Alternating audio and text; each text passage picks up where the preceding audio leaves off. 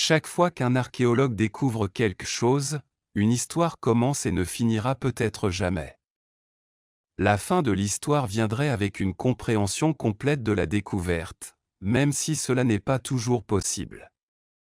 Il en va de même pour les découvertes énigmatiques des scientifiques. Regardez cette vidéo et essayez de percer les mystères de ces découvertes intrigantes. Numéro 1. Sheikh el-Baleh.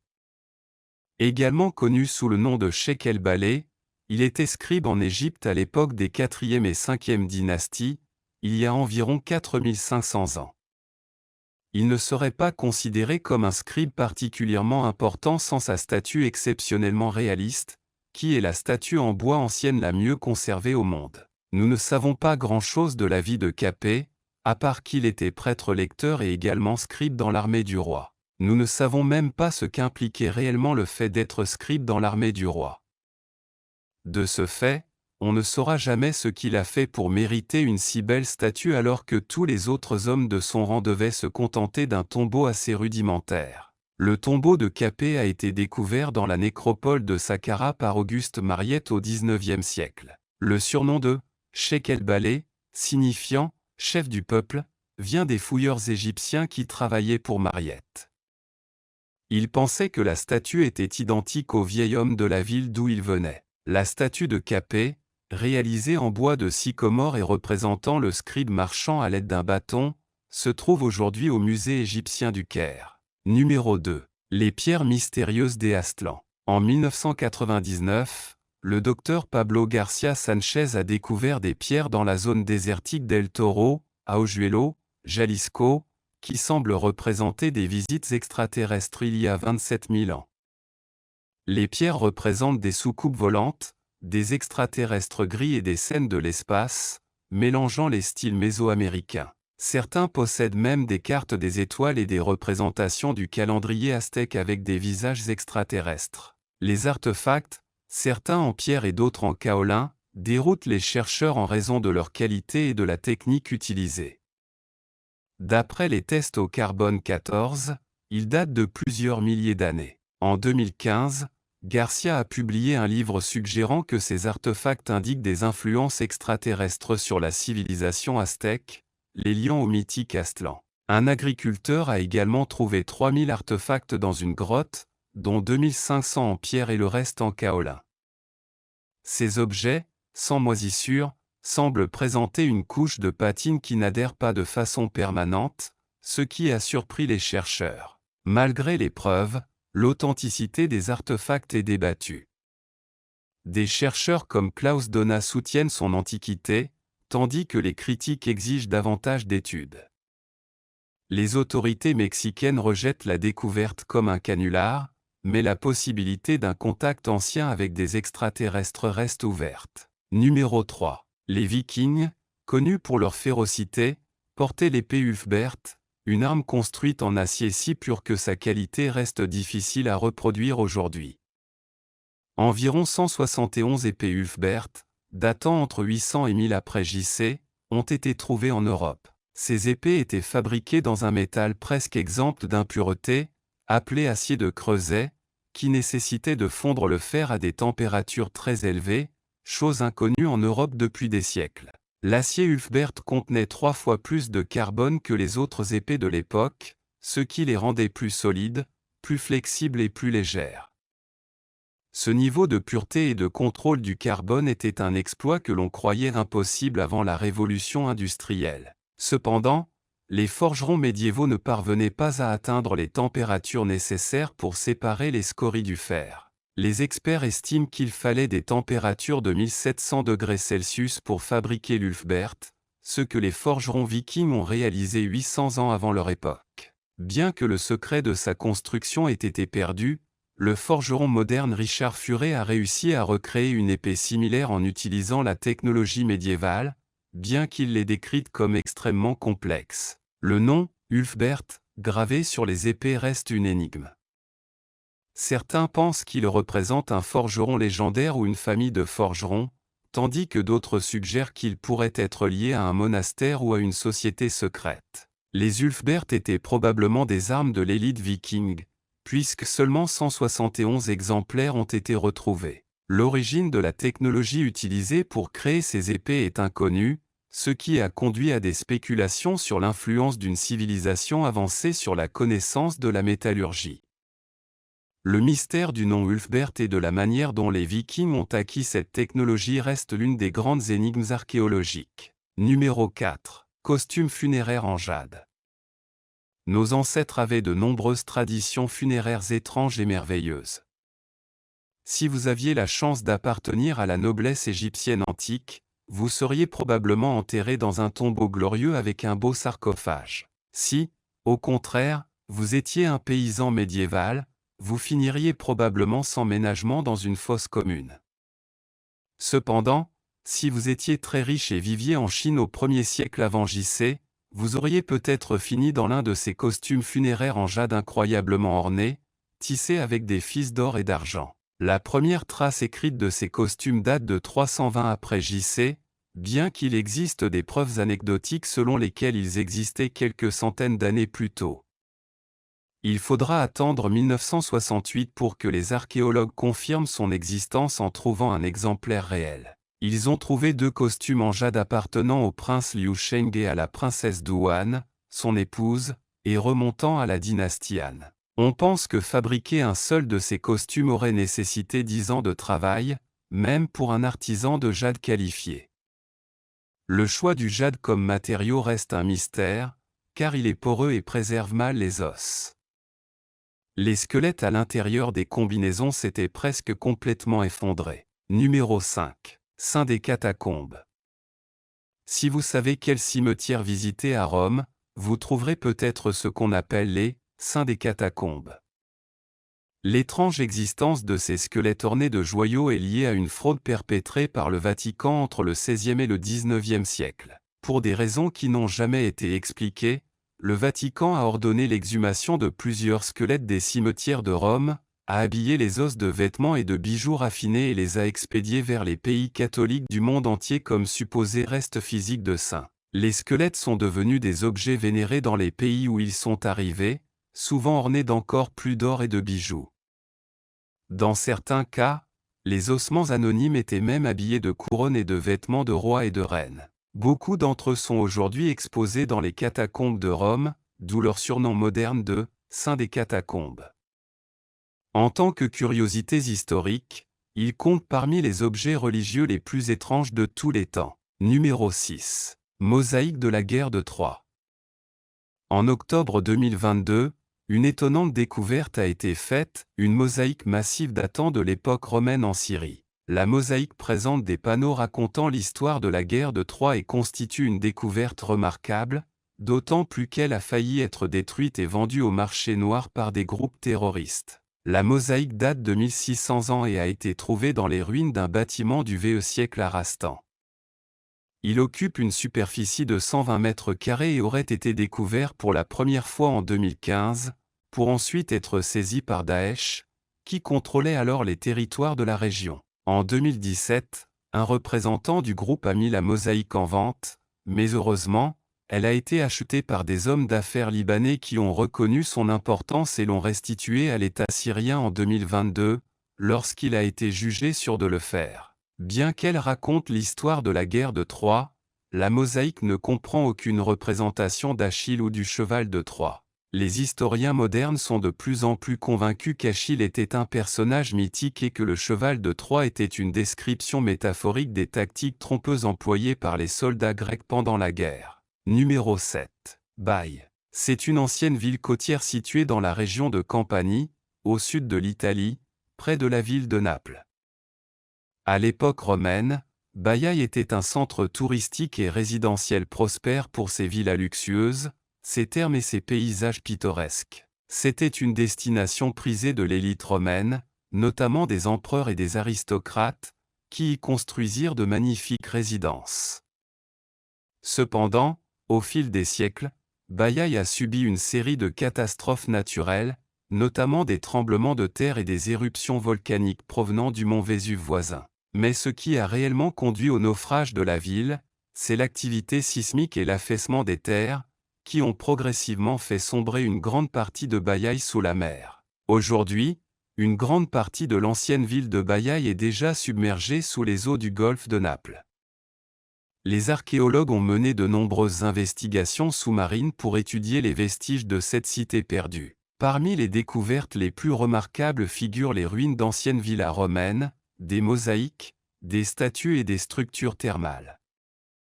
Les ruines sous-marines de Baiaï offrent un aperçu fascinant de la vie quotidienne dans la Rome antique et constituent une destination prisée des plongeurs et des archéologues sous-marins.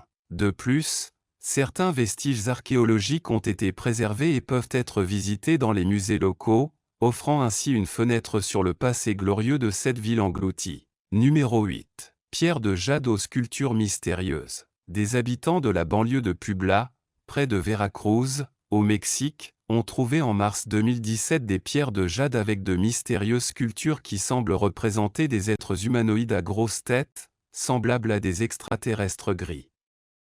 Cette découverte a été rapportée sur Twitter par le journaliste Javier López Díaz de 5 Radio. Les pierres, étudiées par des experts, présentent des gravures qui pourraient représenter un véritable contact entre des êtres d'autres mondes et les civilisations mayas ou aztèques. L'authenticité de ces artefacts semble être confirmée par l'inspection d'une grotte voisine, où d'autres restes et pétroglyphes ont été trouvés qui reproduisent des scènes de rencontres entre des êtres extraterrestres et des cultures préhispaniques. Divers motifs sculptés peuvent être vus sur les pierres documentées, notamment des vaisseaux spatiaux et des êtres ressemblant à des extraterrestres gris.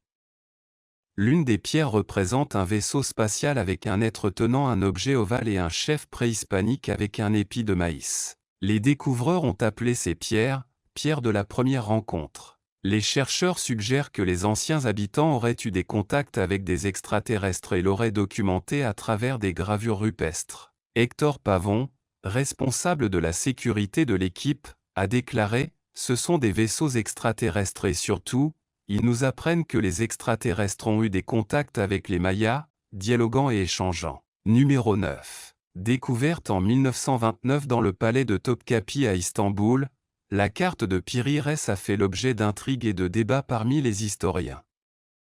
La carte a été créée en 1513 par l'amiral et cartographe ottoman Piri Reis. Il est remarquable car il montre certaines parties du monde, comme les Amériques, d'une manière qui remet en question notre compréhension de la géographie du XVe siècle.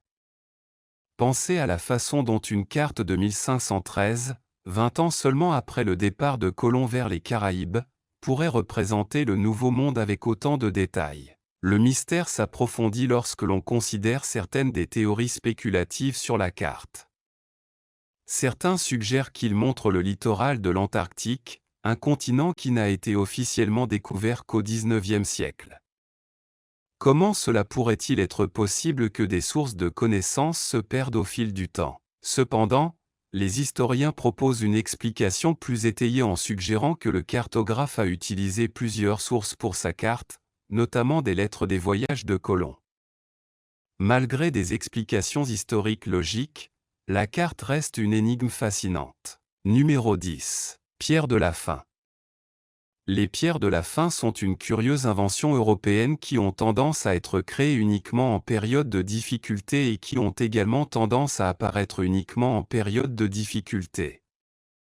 Le plus remarquable récemment découvert a été découvert en République tchèque, sur les rives de l'Elbe, fin 2018. Cette année-là, les niveaux d'eau de la rivière étaient inhabituellement bas et ont révélé un message qui aurait été gravé dans la pierre par un aubergiste nommé Franz Meyer en 1904. Le message est simple et dit « Si tu peux me lire, pleure ».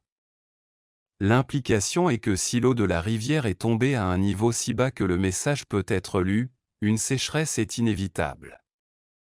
Il y eut une terrible sécheresse en 1904 à Prague, heureusement, celle de 2018 n'a pas été aussi prononcée. Au début du XXe siècle, de plus en plus d'entreprises dépendaient du fleuve. Ainsi, lorsque celui-ci s'est asséché, leurs revenus ont diminué également. La Prague moderne est mieux à même de résister à un tel événement. Toutes les pierres de la faim ont le même objectif fondamental, et le plus ancien exemple connu se trouve à Deiac-Santéguén, également en République tchèque. Il remonte à 1417, mais personne ne sait qui l'a écrit. Numéro 11. La météorite Fukang. Parfois, un trésor tombe du ciel. La météorite Fukang ressemblait à n'importe quel autre morceau de roche spatiale en 2000, révélant une structure interne scintillante en forme de nid d'abeille que l'on ne trouve pas sur Terre. Les cristaux translucides sont constitués d'olivine et sont situés dans un réseau de traits d'union qui ont atterri dans le désert de Gobi en Chine. Cependant, lors d'une erreur, du nickel a été découvert et coupé. Lorsque le soleil brille à travers les couches de roches tranchées, cela donne l'impression de regarder à travers une vitre. Cela aurait été bien si ceux qui l'ont trouvé l'avaient conservé en un seul morceau, mais il a été coupé en morceaux et vendu pièce par pièce au plus offrant. Le plus gros morceau, pesant un peu moins de 1000 livres, a été vendu aux enchères pour 2 millions de dollars à New York en 2008. Si cela dépasse votre budget, vous pouvez acheter de nombreux morceaux plus petits de la roche en ligne pour 50 $ le gramme. La météorite appartient à la classe des clowns, qui ne représente que 1% de toutes les météorites tombant sur Terre, mais celle-ci est de loin la plus belle. Numéro 12. Les ruines de Baiaï. Il existe un ensemble de ruines antiques appelées Baiaï à Bacoli, en Italie, qui constitue un riche terrain de chasse pour les archéologues. Cet endroit était autrefois un palais de plaisir pour les personnes les plus riches de Rome, mais le plus grand mystère du site n'est pas quelque chose que les Romains très riches ont laissé derrière eux, mais le figuier qui pousse dans ces ruines. Les figuiers ne sont pas rares dans cette partie du monde, mais celui-ci n'est pas comme tous les autres. Elle croît à l'envers et semble exister uniquement pour défier les lois de la gravité. Les racines de l'arbre se trouvent dans le toit de l'arche d'où il pousse, qui, selon la rumeur, faisait partie d'une villa appartenant à l'empereur Néron, le Romain le plus hédoniste de tous. Les scientifiques n'ont jamais été en mesure de comprendre comment l'arbre s'est retrouvé sur le toit ni comment il a réussi à survivre contre toute attente, sans source de nourriture évidente. Cependant, chaque année, l'arbre produit des figues. Certains scientifiques craignent que la croissance de l'arbre n'endommage l'arche en ruine, mais jusqu'à présent, il n'y a eu aucune discussion sérieuse sur la possibilité de la retirer. Numéro 13. L'attraction la plus célèbre de l'île de Pâques est peut-être les statues Maoyi. Les Maoyi sont de grandes statues monolithiques représentant des êtres humains. Il y a actuellement 887 moais sur l'île. Les historiens pensent que les Maoyi ont été créés par les aborigènes Rapanui entre 1200 et 1500 après J.C. Le premier à décrire ces statues fut le célèbre explorateur James Cook. La plupart des Maoyi sont constitués de basalte andésitique extrait de la carrière du volcan Rano Raraku. En moyenne, la hauteur de ces statues est de 3 à 5 mètres et leur poids n'excède pas 5 tonnes. Le plus grand d'entre eux mesure un peu moins de 10 mètres de hauteur. À ce jour, la véritable fonction de ces statues reste inconnue. Les habitants croient que ces géants de pierre ont été construits par des dirigeants et que le pouvoir de leurs ancêtres réside en eux, contribuant ainsi à maintenir l'île parfumée et fertile. Cependant, les détails de la légende varient selon les habitants. La manière dont ces énormes pierres ont été transportées vers les chantiers de construction reste également un mystère. Les scientifiques supposent que des outils primitifs ont été utilisés pour soulever des roches lourdes, ainsi que des animaux de somme. Numéro 14. Paysage d'Al-Fara. Une visite dans le désert blanc d'Al-Fara en Égypte pourrait être ce qui se rapproche le plus de marcher sur la surface d'une planète extraterrestre. Il y a quelque chose d'étrange dans l'exploration du terrain ici, où des milliers d'années d'exposition aux éléments ont battu et façonné la roche de craie en formes étranges. C'est un endroit où vos yeux peuvent facilement vous jouer des tours, car certaines personnes pensent que les pierres ont été sculptées pour ressembler à des animaux, tandis que d'autres voient des visages ou des silhouettes humaines. En fait, les scientifiques pensent qu'aucune des pierres et roches ici n'a été sculptée ou formée par des mains humaines, mais de nombreuses personnes ne sont pas d'accord avec cette affirmation. Pour vraiment apprécier toute la beauté du désert blanc, le mieux est de réserver une nuit de camping et de regarder le soleil couchant apporter de la couleur et de l'ombre au paysage, créant ainsi de nouvelles formes. C'est incroyable de penser que ce n'est qu'à quelques heures du centre du Caire.